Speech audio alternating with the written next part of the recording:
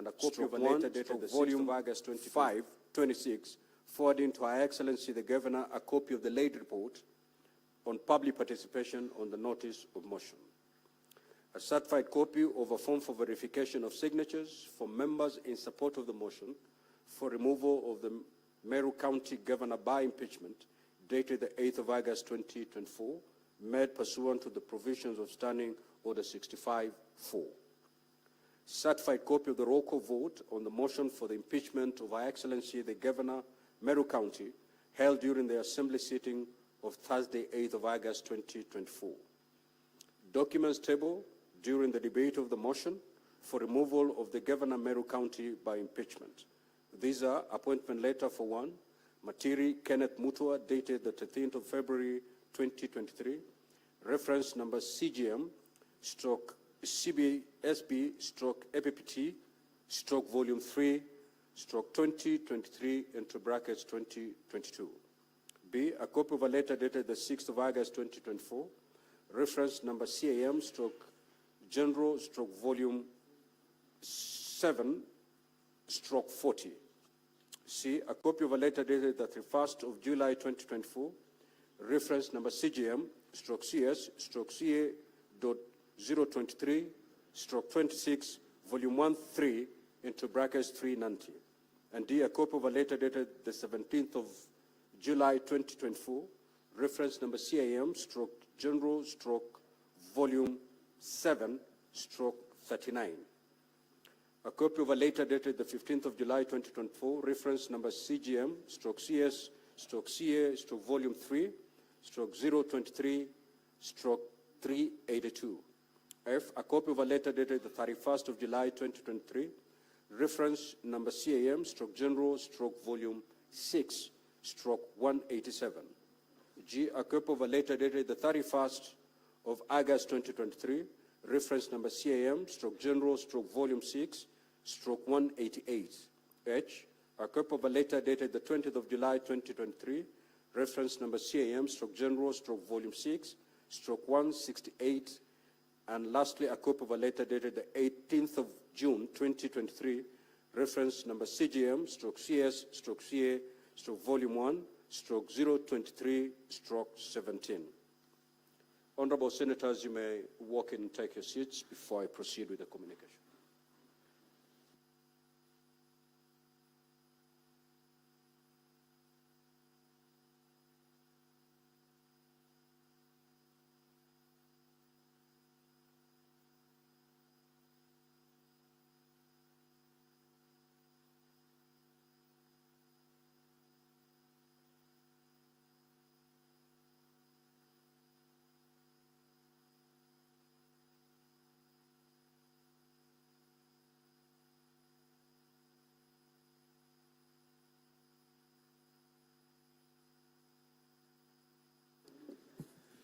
Senator Newton, take your seat. You may greet your colleagues later on after the session, please. Number 10, the evidence of public participation. A, JHER technology flash disk, 32 GB, containing video annexures evidencing the particulars alleged in the motion, as well as voice adverts on the public participation on the motion, run on various radio and TV stations. B, pictures and videos of various public participation fora held on Monday, 5th of August 2024, contained in the accompanying flash disk. C, copy of public participation report dated the 6th of August 2024 and laid on the table on Tuesday, 6th August 2024 during the afternoon session. D, written, printed memoranda from different wards and regions submitted to the County Assembly during the public participation exercise on the motion, submitted both in support and against the motion. The memoranda, inclusive of submissions received via email, minutes, attendance registration sheets, and registration forms for memoranda of the public participation held on Tuesday, 13th of December 2022. Soft copy of the third edition standing orders of the County Assembly of Meru contained in an accompanying flash disk. Pursuant to Section 33(3)(b) of the County Governments Act and Standing Order 81A of the Senate Standing Orders, at the sitting of the Senate held on Wednesday, 14th of August 2024, the charges against the Governor of Meru County, as contained in the motion of impeachment by the County Assembly of Meru, were read to the assembled Senate. Honorable Senators, ladies and gentlemen, allow me to remind you of the mandate of the Senate in relation to the proposed removal from office by impeachment of a governor as provided for under Article 181 of the Constitution as read together with Section 33 of the County Governments Act 2012 and Standing Order 80 of the Senate Standing Orders. In particular, Article 181 of the Constitution states as follows: a county governor may be removed from office on any of the following grounds: A, gross violation of the Constitution or any other law; B, where there are serious reasons for believing that the county governor has committed a crime under national or international law; C, abuse of office or gross misconduct; or D, physical or mental incapacity to perform the functions of office of the county governor. 2, Parliament shall enact legislation providing for the procedure for removal of a county governor or another ground mentioned in Clause 1. Section 33 of the County Governments Act 2012, Senate Standing Order 80 and the third schedule to the Senate Standing Orders provide for the procedure to be followed in the hearing and determination on the proposed removal from office by impeachment of a county governor. Specifically, Section 33(3) and Standing Order 81B of the Senate provide that the Senate may, by resolution, appoint a special committee comprising 11 of its members to investigate the matter or investigate the matter in plenary. Honorable Senators will recall that at the sitting of the Senate held on Wednesday, the 14th of August 2024, the motion for the establishment of a special committee was defeated. This, therefore, paved the way for the investigation on the proposed removal from office by impeachment of Honorable Kawira Mwangaza, the Governor of Meru County, to be held in plenary. Honorable Senators, ladies and gentlemen, by way of status update, pursuant to Rules 4A and 6 of the Rules of Procedure, when considering the proposed removal of a governor in plenary, the Senate invited the governor to appear and be represented before the Senate during the investigation. The Senate further invited the governor, if she so chooses, to appear before the Senate to file an answer to the charges with the Office of the Clerk of the Senate by 5 p.m. on Saturday, 17th of August 2024, setting out 1, the governor's response to the particulars of allegations; 2, the mode of appearance before the Senate, whether in person or by advocate or in person and by advocate; 3, the names and addresses of the persons to be called as witnesses, if any, and witness statements containing a summary of the evidence to be presented by such witnesses before the Senate; and 4, any other evidence to be relied on. Pursuant to Rules 4B and 7 of the Rules of Procedure, when considering the proposed removal of a governor in plenary, the Senate notified the County Assembly of the date for the commencement of the investigation and invited the County Assembly to designate members of the County Assembly who shall appear and be represented before the Senate during the investigation. The County Assembly was further invited, if it so chooses, to appear before the Senate to file with the Office of the Clerk of the Senate by 5 p.m. on Saturday, 17th of August 2024, setting out documentation as follows: 1, designating the members of the County Assembly, if any, who shall attend and represent the Assembly in the proceedings before the Senate; 2, indicating the mode of appearance before the Senate, whether in person, by advocate, or in person, by advocate, and by advocate; 3, indicating the names and addresses of the persons to be called as witnesses, if any, and witness statements containing a summary of the evidence to be presented by such witnesses before the Senate; and 4, specifying any other evidence to be relied on. Honorable Senators, ladies and gentlemen, on Saturday, the 17th of August 2024, the Office of the Clerk of the Senate received a response reference number HKM-CAM-IM-2024-CGA 2024-034 and dated the 17th of August 2024 to the invitation to appear issued to the governor from Messrs. Mutuma Gishuru and Associates Advocates, who indicated that the governor had appointed the firm to represent her in the proceedings before the Senate, and that the governor would also appear in person and by advocates. The letter also indicated the list of counsel representing the governor and the list of witnesses for the governor.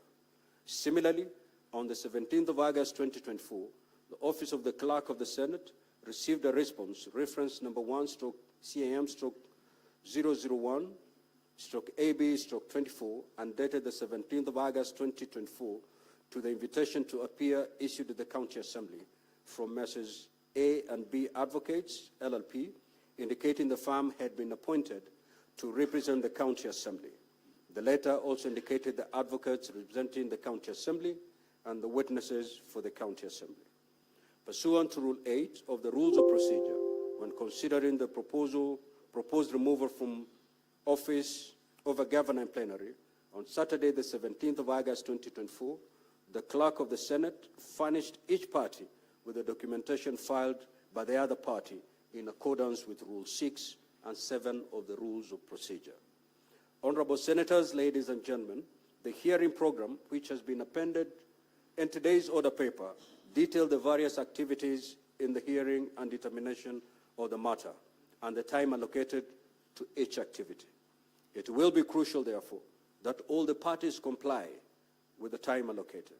The parties will be notified of the balance of time on each activity through the clerks at the table. In summary, the program states that today, Monday, the 19th of August 2024, after we have dispensed with the preliminary matters, the charges against the governor, as submitted by the County Assembly, shall be read. The governor will be given an opportunity to take a plea on the charges. This will be followed by an opening statement by the County Assembly and thereafter by the governor. After the conclusion of the opening statements, the presentation of the case of the County Assembly shall commence. After the presentation of the case by the County Assembly, honorable senators will be given an opportunity to ask questions or seek clarification from the County Assembly. This should take us up to the end of today's sitting. At the sitting scheduled for tomorrow, Tuesday the 20th of August 2024, the governor will have an opportunity to present her case before the Senate. Honorable senators will also be given an opportunity to ask questions or seek clarification from the governor, following which the closing statements by the parties will be made for a period not exceeding 1 hour each. The Senate shall then proceed to debate prior to voting on each of the charges. At this stage, a supplementary order paper will be issued to facilitate this debate. In accordance with Section 33(7) of the County Governments Act 2012 and Standing Order 86 of the Senate Standing Orders, the voting shall be by county delegations. The governor shall cease to hold office if a majority of all county delegations of the Senate vote to uphold an impeachment charge. If, however, the vote in the Senate fails to result in the removal of the county governor pursuant to Standing Order 87, the Speaker of the Senate shall notify the Speaker of the Meru County Assembly accordingly. Now, honorable senators, ladies and gentlemen, I now invite counsel for the Meru County Assembly to introduce the legal team of the County Assembly and the members of the Meru County Assembly representing the County Assembly by stating the full name and designation of each person. You may proceed, counsel for the County Assembly.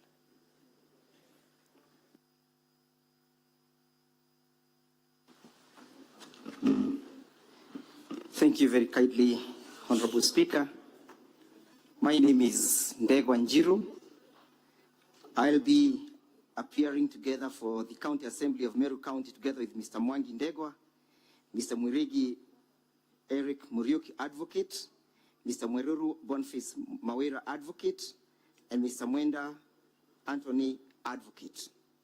On the part of the appearance, Mr. Speaker, sir, for the County Assembly members, We have ourselves Mr. Ngure Benson, Kenya.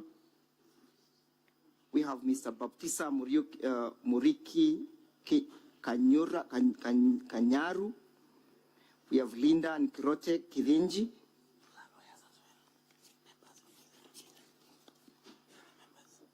We appear together with them, but for the purposes of the county assembly appearances, we have Honorable Zipporah Kinya, MCA, Honorable Auleria Murangiri Kirimana, MCA, and Irene Kawira Kamencho, MCA.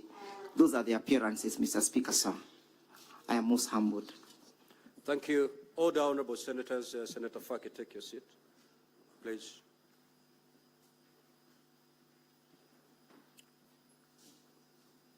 I now invite the counsel for the governor to introduce the legal team representing the governor and the governor by stating the full name and destination of each person. You may proceed, counsel. Thank you so much, Mr. Speaker. Sir, the governor's team is as follows. Number one, the governor herself, Her Excellency Honorable Kawira Mwangaza, is present. In terms of legal counsel, the team is as follows. My name is Elisha Ongoya, legal counsel. I'm assisted by Mr. Elias Mutuma, legal counsel. Ms. Brida Kimathi, legal counsel. Mr. Robert Mutembei, legal counsel. Mr. Edgar Busiega, legal counsel. And Mr. Collins Mwenda, legal counsel. We are also assisted by a team of legal assistants, namely Mr. Brian Lee Maingi, Michelle Makandi, Sylvia Njoki, Victor Koome, and Ms. Noble Wandera. And we shall also be joined by witnesses in this matter, led by the governor herself, Her Excellency Honorable Kawira Mwangaza, Mr. Ibrahim Mutwiri Kirimi, Mr. Dixon Munene Nkanata, Honorable Evans Mawira Kaaria, member of the County Assembly, Honorable Frida Naito Gitobu, member of the County Assembly, and Honorable Jacob Mwirigi Muturi, member of the County Assembly. That is the governor's team, and thank you so much. Thank you. Honorable senators, ladies and gentlemen, on behalf of the Senate, I welcome the County Assembly team, the governor's team, members of the public and the media to the Senate and to these proceedings. Finally, I will now invite the clerk to read the charges against Honorable Kawira Mwangaza, the governor of Meru County. Clerk, you may proceed. Order number 4, reading of the charges on the proposed removal from office by impeachment of Honorable Kawira Mwangaza, the governor of Meru County.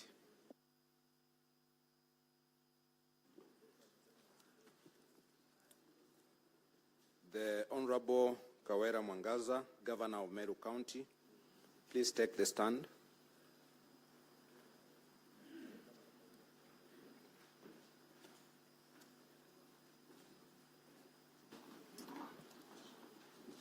Honorable Kawira Mwangaza, the governor of Meru County, the charges against you as received from the County Assembly of Meru are as follows. Charge number 1, gross violation of the Constitution and other laws, that the governor has grossly violated, among others, Articles 10 to 27, 41, 47, 73, 232, 235, 236, and 251 of the Constitution. 2, Sections 10, 15, 19, and 24 of the Public Officer Ethics Act 2003. 3, Sections 3, 7, 8, 9, 10, 11, 13, 1B, F, 21, 29, and 59 of the Leadership and Integrity Act 2012. 4, Sections 2, 33, 45, 55, 58, 59, 59A, 63, 64, 65, and 69 of the County Governments Act 2012. 5. Section 4 of the Public Appointments County Assemblies Approval Act. 6. Section 4 of the Fair Administrative Action Act. 7. Section 6 of the Meru County Investment and Development Corporation Act. 8. Section 9(7)(b) of the Meru County Revenue Board Act. 9. Section 10(6) of the Meru County Investment and Development Corporation Act. And 10. Section 19 of the Meru County Water and Sanitation Services Act by engagement, connivance, and/or complicity in the following. 1. Illegally revoking the appointment of CPA Virginia Kawira Miriti as Secretary/CEO of the Meru County Public Service Board without a vote of not less than 75% of all the members of the County Assembly, and in usurpation of the powers of the County Assembly, contrary to sections 58(4) and 5 and 59 of the County Governments Act. 2. Failing to appoint the chairpersons of the Meru County Revenue Board, Meru Microfinance Corporation, Meru Youth Service Board, and Meru County Investment and Development Corporation Board as required by law, thus failing to operationalize the said boards, and/or illegally appointing the said chairpersons without vetting and approval by the County Assembly, contrary to Section 4 of the Public Appointments County Assemblies Approval Act.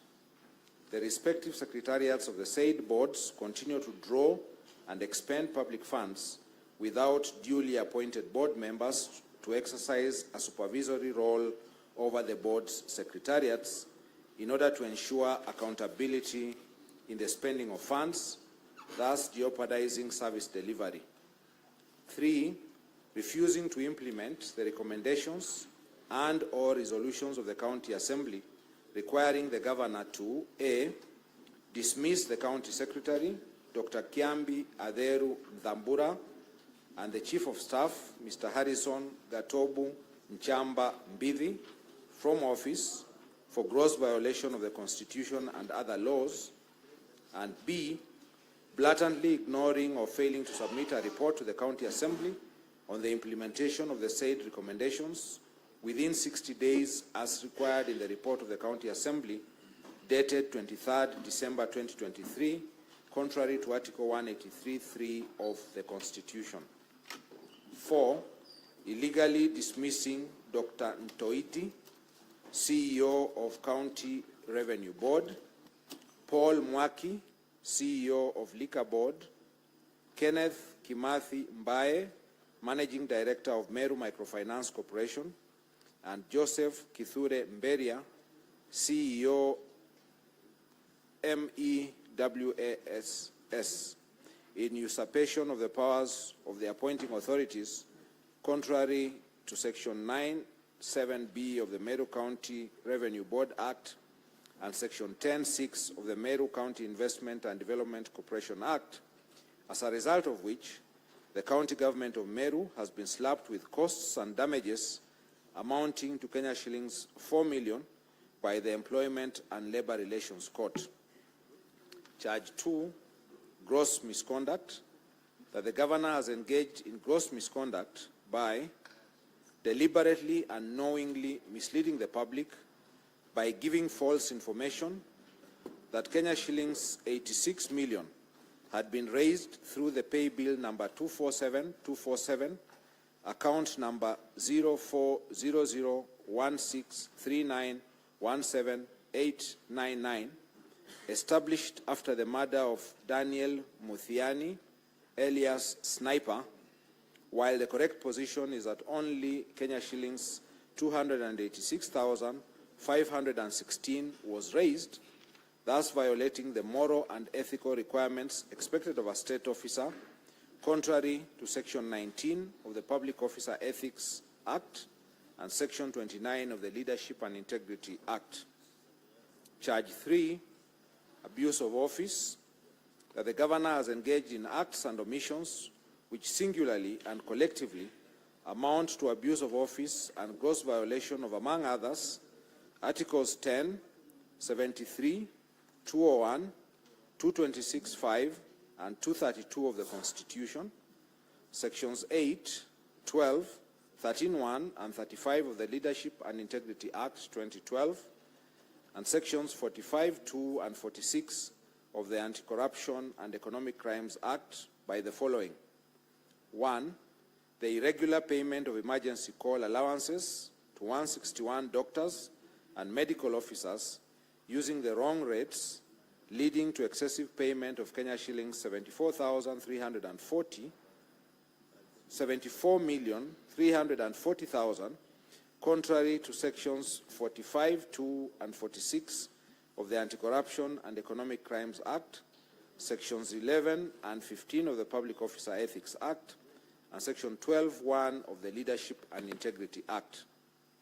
2, use of manual payroll to pay personnel emoluments amounting to Kenya shillings 102.94 million, which is 3.1% of personnel emolument costs, contrary to section 6.7.6 of the County Financial Accounting and Reporting Manual.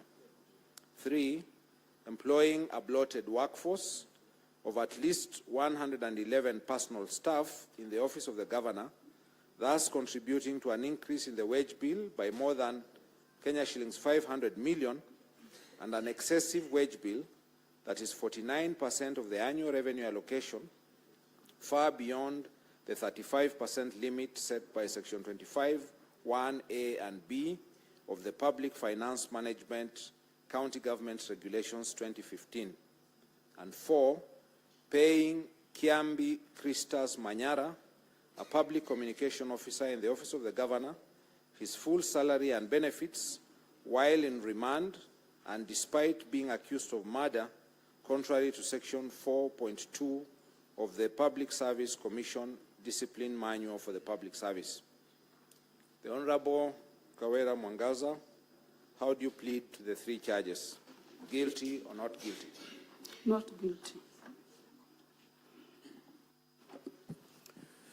Now, honorable senators, pursuant to Rule 17 of the Rules of Procedure, as contained in the 3rd schedule to the Senate Standing Orders, each party will have 30 minutes to make their opening statements. Not more than 30 minutes. We will start with the County Assembly. The floor is yours. Honorable Speaker, the members of the Assembly, I seek your guidance before we make our address, and I seek leave on Rule 10 of the Standing Rules and Article 50 of the Constitution in respect to a preliminary issue that has risen, and equally Rule 14. Any preliminary questions or issues raised by the County Assembly or the Governor shall be urged for not more than 30 minutes unless the Speaker otherwise directs. Honorable Speaker, I seek your guidance in respect to a communication that was done to this House by the County Assembly via a letter dated 17th August 2024 and another dated 18th August 2024. In the letter dated 18th August 2024, Mr. Speaker, sir, we sought the, sorry, let me begin down dated the 17th. We sought the indulgence of this Honorable Speaker to exercise its powers to summon a witness who was not within our ability. That is one CPA Virginia Kawira Meriti, who is currently the CEO of the Meru County Public Service Board. In our letter, Honorable Speaker, we laid out the basis upon which our application is premised, and that the We also sought that she comes with any relevant information that relates to the proceedings before this assembly this morning. Virginia currently works with the county government of Meru, and she's the CEO whom we intend to speak to various issues raised in our motion. That is to mean, Honorable Speaker, that she's an integral infrastructure in respect to laying the case and the basis of our the motion for impeachment, to the extent that if her availability is not secured, will end up prejudicing the case for the county assembly. Equally, Mr. Speaker, sir, I spend off and seek your guidance. We were served with the documents and the responses from the governor's response team, and as correctly put and captured by your address this morning, Mr. Speaker, sir, we noted that there were some issues and very serious issues that were raised, some of them bordering between criminality or forgery of documents. Mr. Speaker, sir, in that respect, we noticed from the governor's response a letter from one Linda Gaki Kiome, who is the legal advisor to the governor, as at 23rd February 2024. We equally noted a purported letter from Jacob Kirari, the clerk of the county assembly. This letter is purportedly received by the Speaker of the County Assembly of Meru. Mr. Speaker, sir, those two letters have been addressed and annexed as KM5, appearing on page 11 to 12 of the governor's response at volume 1B. Additionally, Mr. Speaker, sir, the County Assembly of Meru seeks to summon the one Linda to come and speak to the authenticity of that letter. When she saw the response, she filed an affidavit which is yet to be placed on record before this Honorable Senate, but filed with the office of the clerk to the Assembly, dated 18th of August 2024.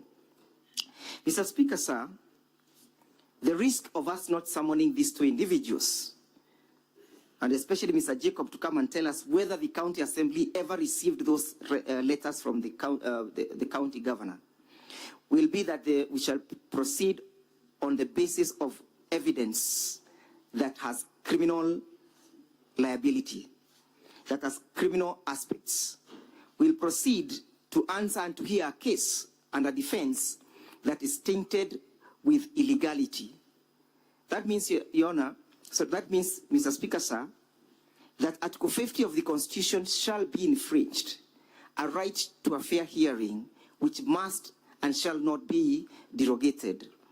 Mr. Speaker, sir, it is alleged by the response at paragraph 54 to 56 of the governor's response. Counsel for the County Assembly. Yes, Your Lord. Are you still on the request? Yes, Your Lord. I paid off of that. You're still on the preliminary issue? I seek your guidance. I pen off that. We seek the summoning of Virginia. So let's dispense with that first. Yes. Then you may proceed to make your opening statement. Yeah, in the alternative, if these are not going to be summoned, we seek to expunge from record the affidavit of one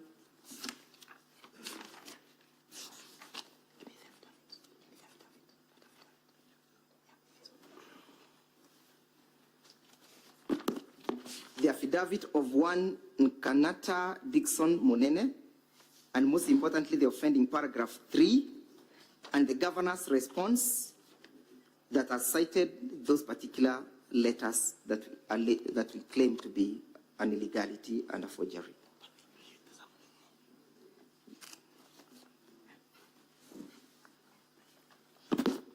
but would appreciate if it was summoned. I'm more summoned. Counsel for the Governor, what say you in response to that request? Mr. Speaker, sir, distinguished senators, there appear to be multiple requests wrapped up as one. So I'll respond to it as follows. There is a formal request before this House for the summons to Virginia Kawira as a witness. We have no objection to the summons to Virginia Kawira as a witness. There is a statement made by my counsel that he has to produce relevant documents. Now, one of the things that these rules of procedure frown upon is trial by ambush. And therefore, we concede to a summons to Virginia Kawira to attend this Senate and make such comments as are necessary on the documents already filed and shared between the parties. On the request in respect of the summons for Linda Koome, we have not been served by any such request. We are hearing it for the first time here, and we also don't know the justification for that because there's no document, letter, or request served upon us. On the request to expunge the affidavit or part of the affidavit of Dixon Munene Nkanata and certain paragraphs from the response, our reply is simple. Evidence, the credibility or otherwise of evidence is tested in cross-examination. We shall present each of these witnesses here as witnesses, Mr. Speaker, and the Assembly side will have an opportunity to test whatever theories and hypotheses that they have about their candor of their testimony by instrument of cross-examination. We humbly submit.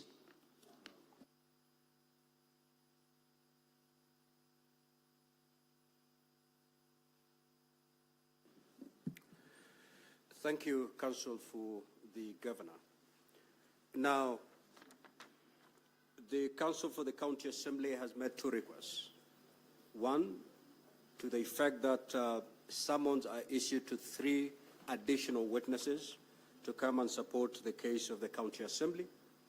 And 2, certain paragraphs of 2 affidavits be expunged. Now, this is the ruling of the Senate.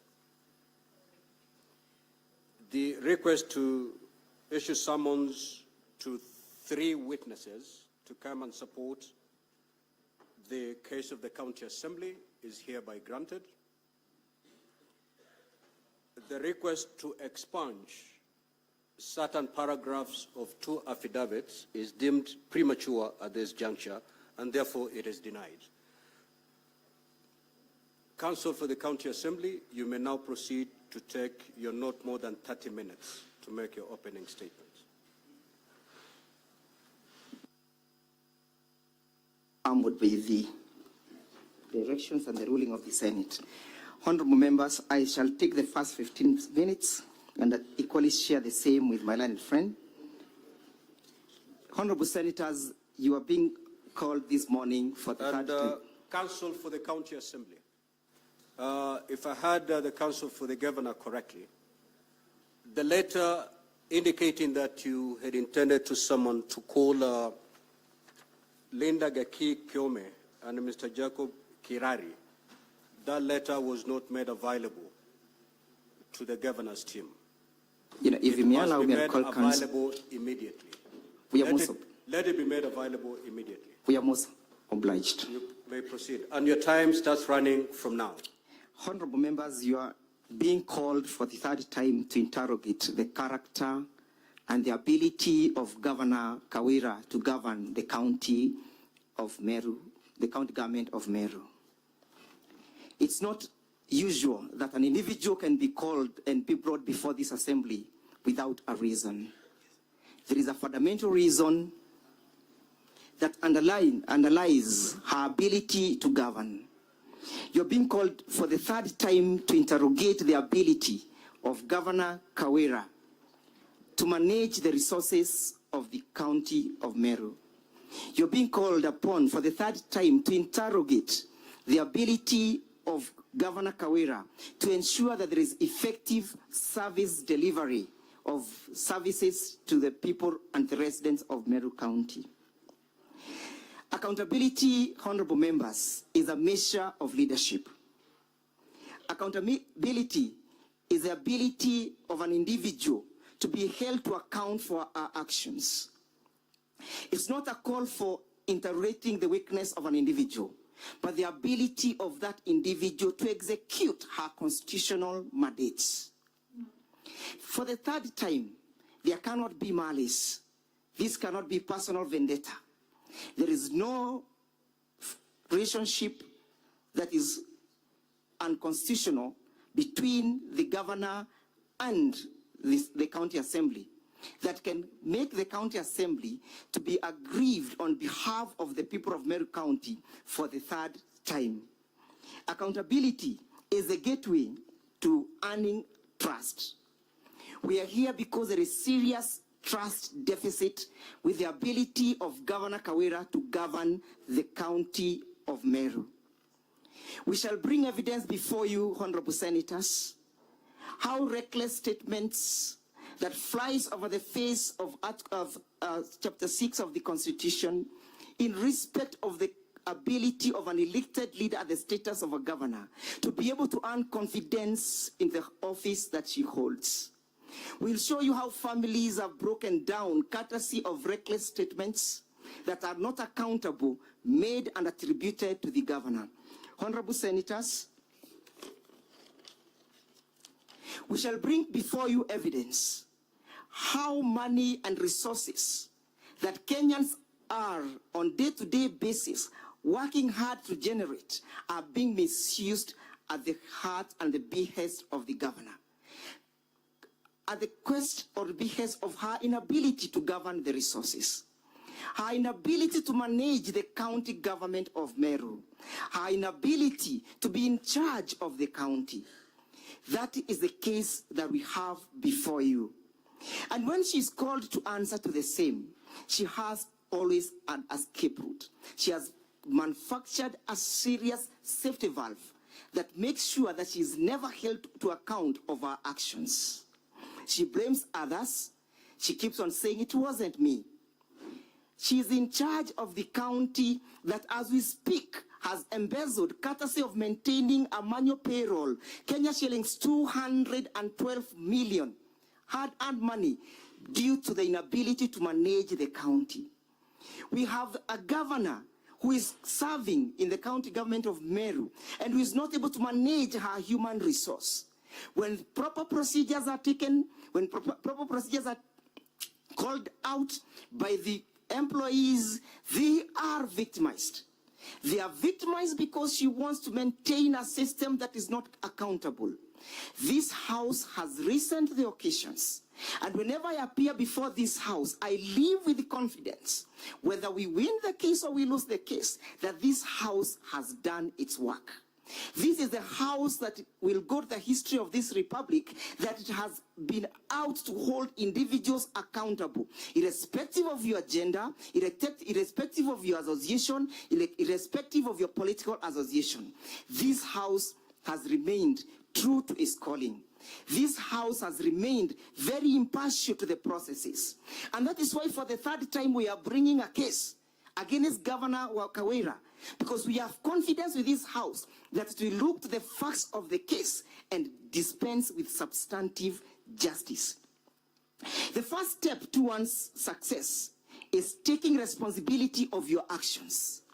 The first measure, the measures of one's personal character is attributed to the ability to manage the responsibilities that has been bestowed and granted unto you. And if you cannot then be held accountable, if you will always be blaming others, then what is your role? When those others are making that mistake, when those others are embezzling the funds, where are you? What actions have you taken? We'll bring cases where the county assembly has attempted to hold accountable the governor, reports made before the county assembly, summons issued, recommendation made, and the governor declines. with contempt, ridicule, and spite on the part of the county assembly. That is the case that we have. Honorable senators, holding people accountable is a show of love. When you hold somebody accountable, you are simply saying, honorable senators, that you are capable of a bigger or to do bigger things. This is not out of malice. It's not out of any personal vendetta. It's to show the love that the county assembly has for the people of Meru. We'll present before you evidence that public participation was effectively carried out. 85% of the participants giving a verdict that supports the county assembly's case. We'll give you evidence that 49 county assembly members voted in support of the motion. These are not relatives to the governor. They have no any fraternal association with the governor. They are people who are simply executing their mandate as bestowed by the Constitution. That is the simplicity of the case that we have. We'll bring you evidence of a witness who is currently displaced from her matrimonial home, courtesy of the responsibility of the governor, courtesy of the governor inability to manage how she relates the members of the public. We'll bring you the sniper's wife. The sniper's wife is a case before this assembly, not to prosecute the murder case, but to prosecute chapter 6 of the Constitution in respect to the governor ability to manage the county.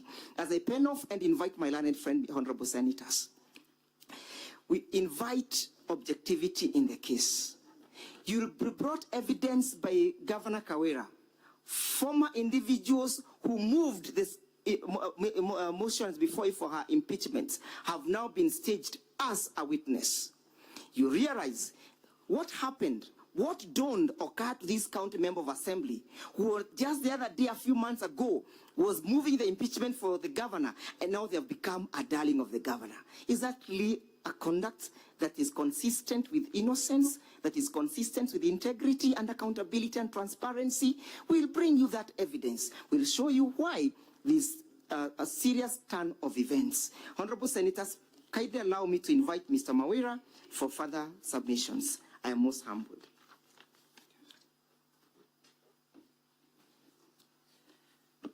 Honorable Speaker, my name is Morero Boniface Kawira, and I'll proceed from where my learned senior, Mr. Ndego, was left.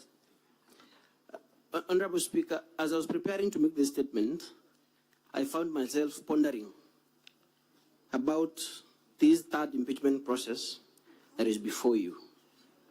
And the question that came to my mind is it merely for the joy of doing it? Is it merely for the joy of it that the County Assembly of Meru is before you for the third time? Is it merely for the joy of it? Honorable Senators, clearly and logically, there is a problem.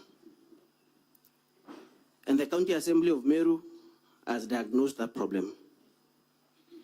The County Assembly of Meru is beseeching you to find a remedy, to find a cure to this problem. Meru is ailing, and this house has the proper medication to this problem. We are going to demonstrate, Honorable Speaker, through various testimonies and exhibits that we have already filed, that there is a serious breakdown of governance in Meru. How is the Meru County Assembly expected to function if its oversight function has been crippled by the executive?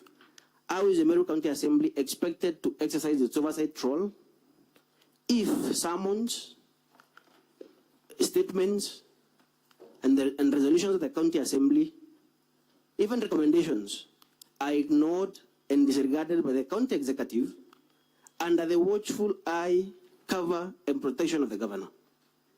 The County Assembly summons witnesses to appear before it, or members of the Executive. They do not heed such summons. What redress is the County Assembly left with, other than coming before you? This House is a protector of devolution. and we beseech you to protect devolution that is on its deathbed in Meru.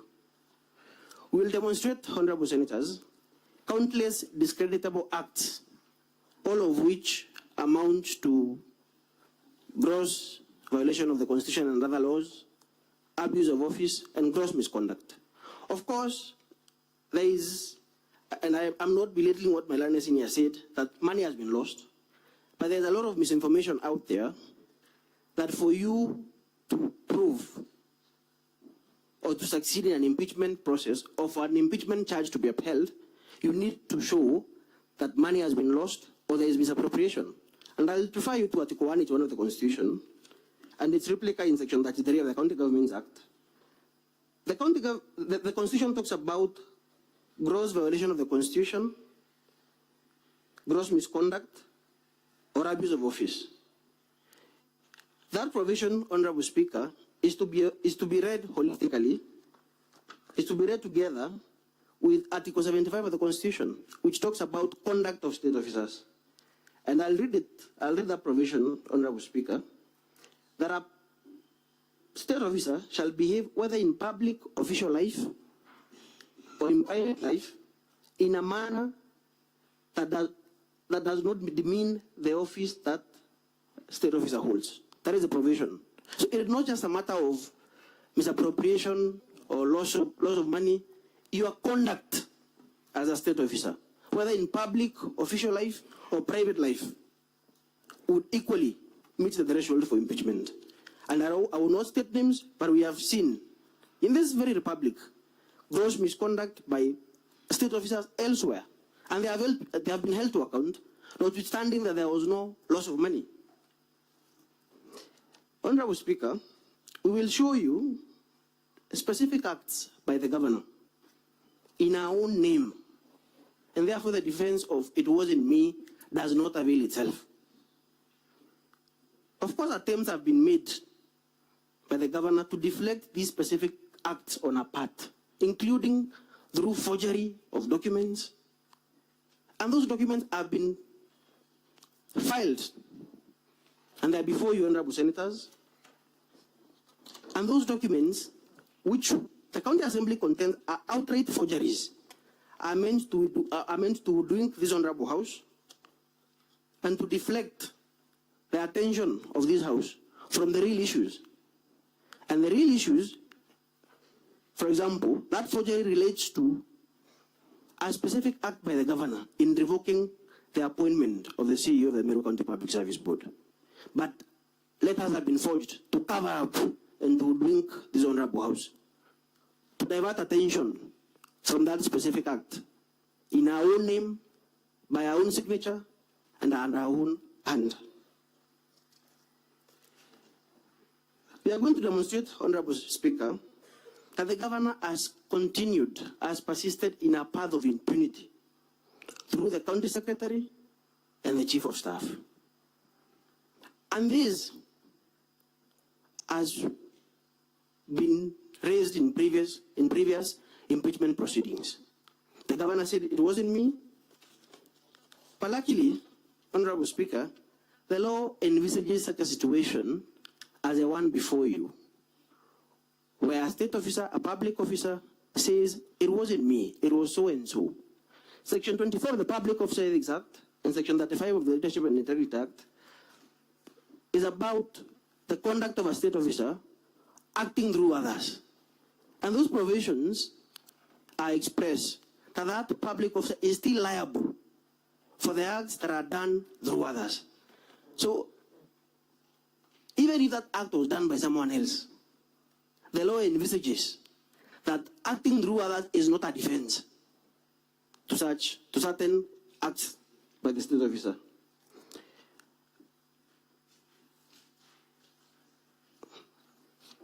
What recourse, Honorable Speaker, does the County Assembly have if it made recommendations pursuant to previous impeachment proceedings that the governor take action against these specific officers? The governor disregarded those recommendations of the Assembly. The governor ignored those resolutions. So, should the County Assembly sit pretty as this cabal of officers continues to run Meru down, or to take Meru down the drain. These officers must be stopped in their tracks, Honorable Speaker. Honorable Speaker, the events leading to this day, the fact that this motion is before you is what I would call an act of grace. It is by the grace of God himself that the County Assembly has an opportunity to be heard before this House today. There have been many threats, intimidation, and attempted arson of the County Assembly on the eve of the debate of the impeachment motion. And this is the County Assembly that is expected to oversee the governor. Clearly, Honorable Speaker, all attempts have been made to hamstring the County Assembly in the exercise of its oversight mandate, and even to hamstring this House in the exercise of its oversight mandate. We were told at some point that the County Assembly and even this House do not have jurisdiction, and we should appear before Nyorincheke for hearing of the charges.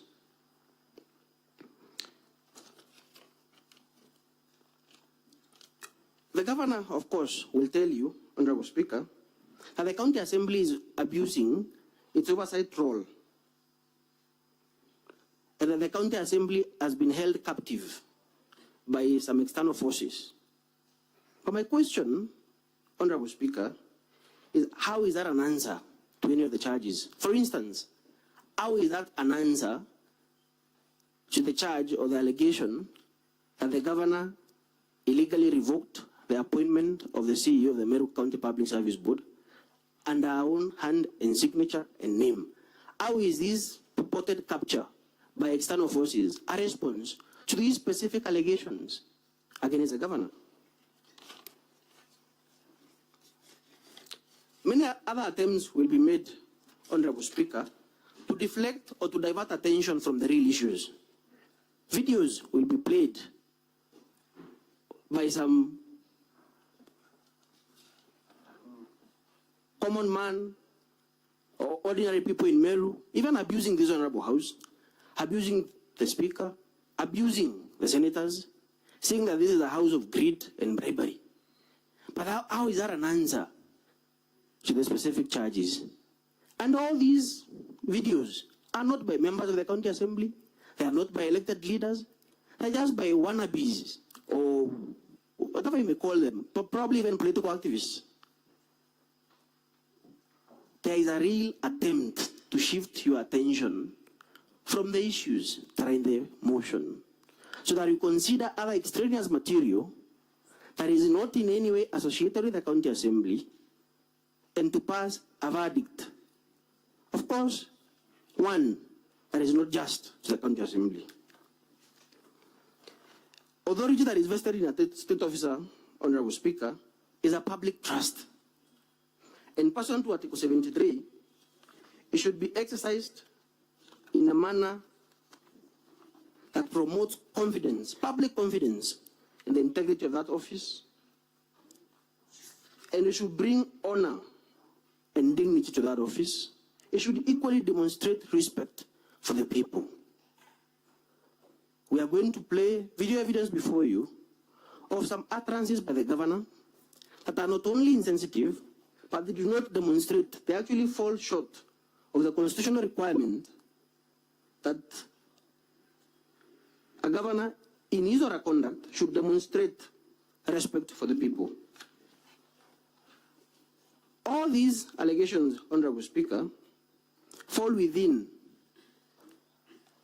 Chapter 6 of the Constitution, and specifically Article 75, which provides that any person who is involved in conduct that falls short of the constitutional requirements may be dismissed or otherwise removed from office. So this is not a novelty, or this is not an invention of the County Assembly. This is the Constitution. The Constitution says that such conduct is not only to be rebuked or to be condemned, but it is conduct that amounts to grounds for removal from office. Honorable Speaker, the governor will take, of course, the underlying tone of the governor's response, and that is the posture that she will take when she takes the stand, is that she's a victim of misogyny, a victim of male chauvinism, a victim of toxic masculinity, and all these other gender attacks against her. And even in her own and even in her response, she says that she's a woman governor, and we appreciate that.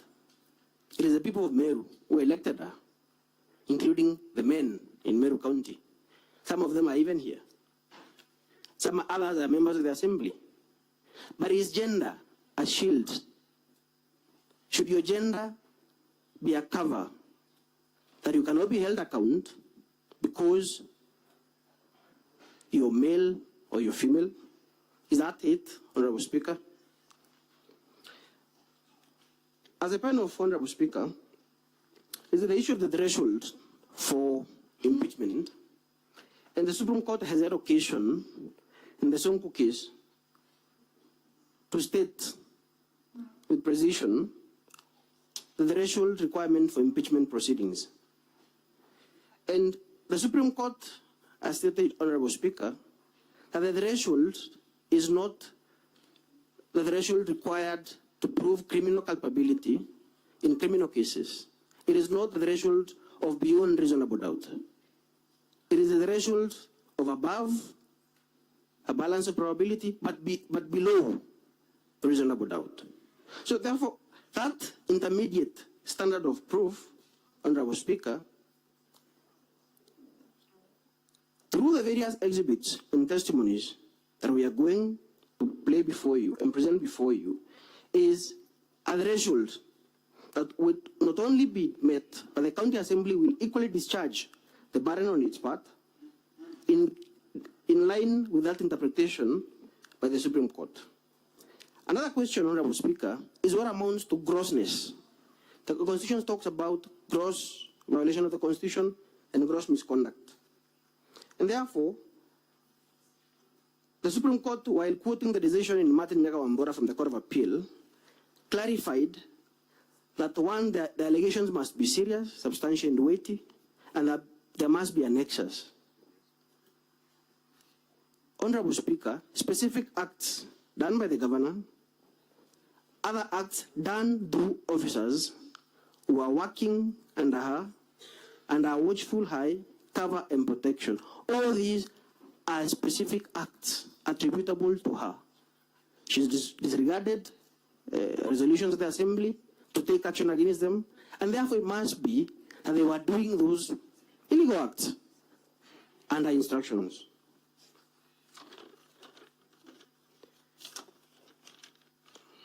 Honorable Speaker, we are going to demonstrate through our various pieces of evidence that the County Assembly has no recourse but to turn to this House for redress and to redeem devolution that has clearly died in Meru. Because for how is a governor that is at war with doctors, that is at war with members of the Assembly, that is at war with the church, that is at war with contractors? How is this governor? A governor that has even shifted contracts that are supposed to be done by the people of Meru or even other Kenyans to the national government, while devolution is about taking resources to the county. How is this governor supposed to deliver for the people of Meru? That is all, Honorable Speaker. Thank you for listening to me. My line is in, Mr. Ndeo can take the remaining minutes. Yes. Thank you, Mr. Speaker, sir.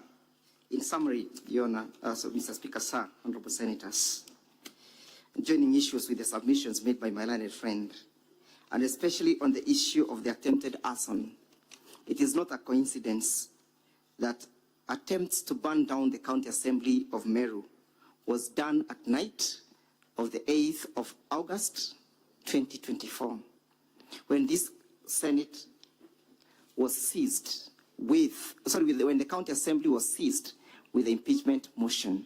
It's not a coincidence that individuals have actually been charged before the court of law as a result of that attempt. Honorable Senators, the proposals being made out there, some of which are constitutional, including the dissolution of the county government of Meru, is not a solution to the problem that we have.